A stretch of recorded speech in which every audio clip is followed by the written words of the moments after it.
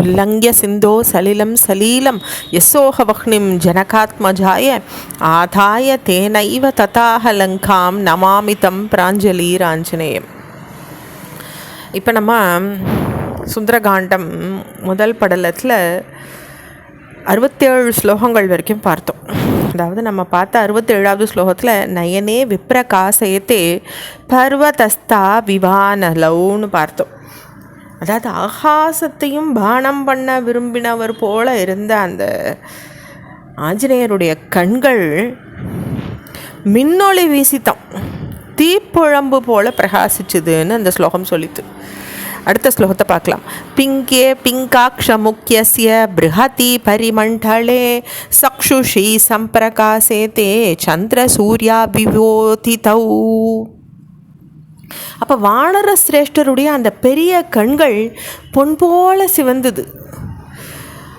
அதே மாதிரி சுற்றிலும் ஒளி பரப்புற சந்திரன் சூரியன் போல ஒருங்க உதிச்சா போல இருந்தது. சம்பிரகாசேத்து சந்திர சூர்யா விபோதிதௌ. அதாவது ஒரு சூரியன் உதயமானாலே எவ்வளோ பெரிய பிரகாசம் அதை நம்மளால் கண் கொண்டு காண முடியுமா? சந்திரனும் சூரியனும் சேர்ந்து உதயமாச்சுன்னா என்ன ஒரு ஒளி பிழம்பாக இருக்க முடியும்? அப்படி இருந்து தான் அந்த கண்கள் ஒளிப்பழம்போடன்னு இந்த 68வது ஸ்லோகம் சொல்கிறது. அடுத்து 69வது ஸ்லோகம். முகம் நாசிகயா தஸ்ய தாம்ரயா தாம்ர மாபபௌ சந்தியா சமபிஸ்பிருஷ்டம் யதா சூரியஸ்ய மண்டலம். அவருடைய மூக்கு சிவப்பாக இருந்ததா. முகம் நாசிகயா தஸ்ய, மூக்கு சிவப்பும் சிவந்த முகமும் எப்படி இருந்ததுன்னா சந்தியா காலத்தால் தொடப்பட்ட சூரிய மண்டலம். அதாவது சந்தி வேளையில் சூரியன் அஸ்தமிக்கிற நேரத்தில் பார்த்தா சித்த இளம் சிவப்பாக இன்னும் கொஞ்சம் அந்த மாதுளம் மாதிரி இருக்கும் சூரியன். அந்த மாதிரி ஒரு சிவப்போடு அந்த சூரிய மண்டலம் போல் இருந்ததான் அவருடைய முகம்.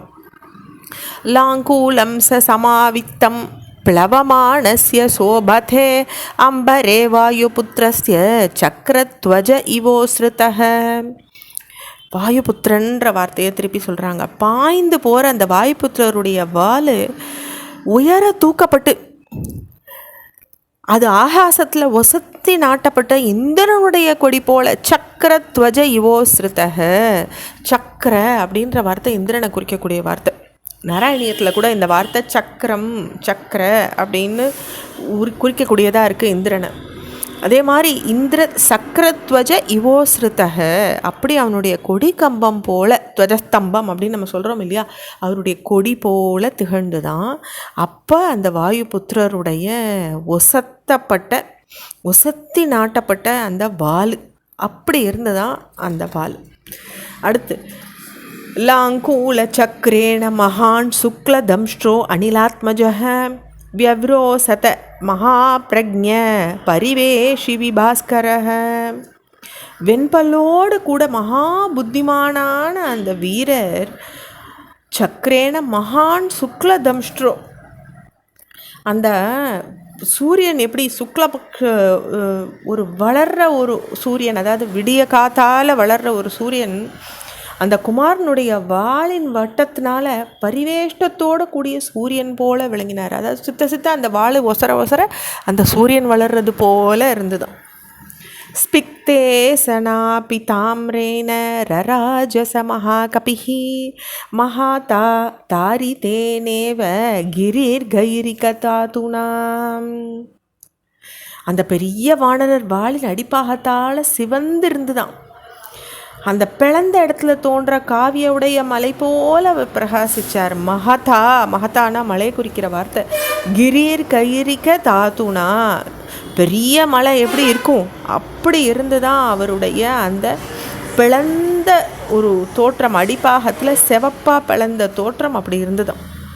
தஸ்ய வானர சிம்ஹஸ்ய பிளவமானஸ்ய சாகரம் க்ஷக்ஷாந்தர கதோ வாயோர் ஜீமூத இவ கர்ஜிதி. அப்போ கடலை தாண்டும் போது அந்த வானர சிரேஷ்டருடைய அக்கள் வழி பாஞ்ச காற்று மேகம் போல கர்ஜிச்சு தான். ஏன்னா அவருடைய வேகம் அவ்வளவு, அதில் பாஞ்ச காற்று கூட அப்படி கர்ஜனை பண்ணிட்டு இருந்துதான்.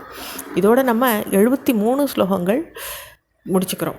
தொடர்ச்சி நம்ம அடுத்த பகுதியில் பார்க்கலாம். ஸ்ரீராம ஜெயம்.